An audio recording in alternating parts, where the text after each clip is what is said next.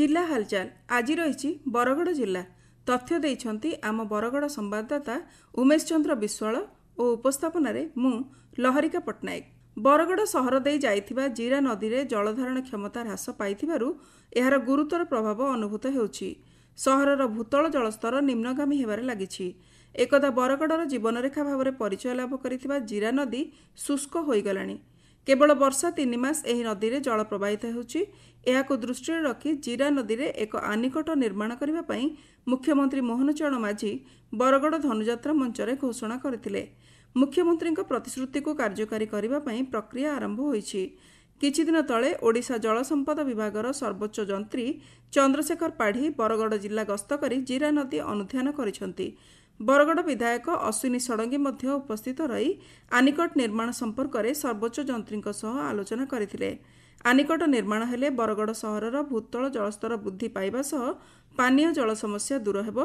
जलाशय मत्स्य चाष सांगकु पर्यटनर विकास होई पारिबो बोली से कहिसंती। एटा जो हमर होछि गोटे ISS structure stream storage structure और सेटा को आमे जदी ओडिया रे कहबा आंतर नदी जलाशय।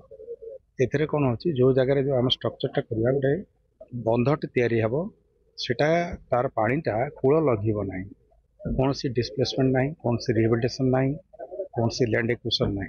आ ये यार पानीटा जोटा रहिबो सेथिरे आपनर जलस्तर बढ़िबो ग्राउंड वाटर प्लस ता उपरे आपनर एठी विभिन्न डेवलपमेंट हो, फिशरीज डेवलपमेंट हो पारिबो, रिक्रिएशन हो पारिबो, टूरिज्म हो पारिबो, ता संगे संगे लोक को ड्रिंकिंग वाटर पे जोटा अछि यार गोटे एटा सोर्स हो पारिबो। बरगड़ जिले में चलित रबी ऋतु धान बिक्री 92,571 जन चाषी नाम पंजीकरण होईछि।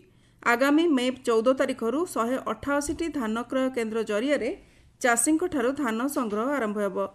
जिला स्तरीय धान संग्रह कमिटी बैठक में यह निष्पत्ति नियाଯାଇଛି। जिलापाल आदित्य गोयल अध्यक्षतार अनुष्ठित बैठक में बरगड़ सांसद प्रदीप पुरोहित, बरगड़ विधायक अश्विनी षडंगी, अताबिरा विधायक निहार महानंद, भटली विधायक इराशीष आचार्य, पद्मपुर विधायिका वर्षा सिंह बरिहा, जिला परिषद अध्यक्षा मानिनी भोई समेत जिला स्तरीय अधिकारी, चाषी प्रतिनिधि और चाउल कल मालिक उपस्थित थिले। समस्त धान संग्रह केन्द्र में डिजिटल आर्द्रता मीटर, टार्पोलिन, विश्लेषण किट आदि जोगाई देबा सह चाषी माने जेपरी सुविधारे धान बिक्री करि परिबे तार समस्त सुव्यवस्था करने बैठक में आलोचना होइथिला।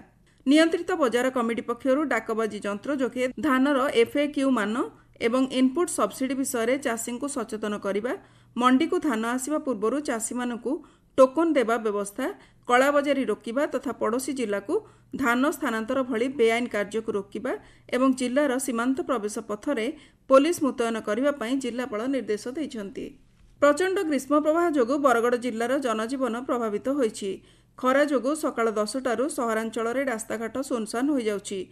जरूरी काम नथिले दिन 11टारू अपराह्न 3टा पर्यंत घरू पदाकू न बाहरिया पई प्रशासन पक्षरु सतर्क करा जायछि। अंशुघातर पीड़ित लोकंक चिकित्सा पई जिला मुख्य डाक्तरखाना एवं उपखंड डाक्तरखाना रे अंशुघात उपचार कक्ष खोला जायछि। सहर और ग्रामांचल रे पथिक मानक पई जलछत्र मान खोला जायछि।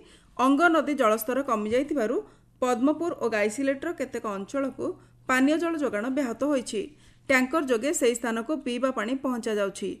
ग्रीष्म प्रवाह को दृष्टि रखी चलित मास 23 तारिखर स्कूल गुड़ी को छुट्टी घोषणा करा जायछि। बरगड़ जिले में ग्रीष्म प्रवाह को दृष्टि रखी पानीय जल जोगाण सकाशे अतिरिक्त 2000 नलकूप खनन करने सरकार को प्रस्ताव दि जायछि। जिला विकास समन्वय एवं मॉनिटरिंग कमिटी बैठक में एने आलोचना होइथिला। बरगड़ सांसद प्रदीप पुरोहित अध्यक्षतार अनुष्ठित बैठक में जिलार समस्त विधायकों समेत समस्त ब्लॉक अध्यक्ष, पौर परिषद अध्यक्ष एवं विभागीय अधिकारीगण उपस्थित थिले। बरगड़ जिले में एप्रिल 1 ରୁ 14 तारिख पर्यंत ओडिया पक्ष पालन अवसर में विभिन्न कार्यक्रम अनुष्ठित हो जाइछि।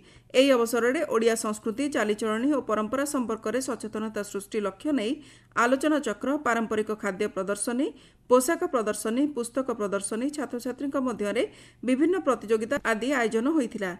जिला हालचाल आज एतिकी। आसंता काली जिला हालचाल शुणिबे भद्रक जिला संपर्क में।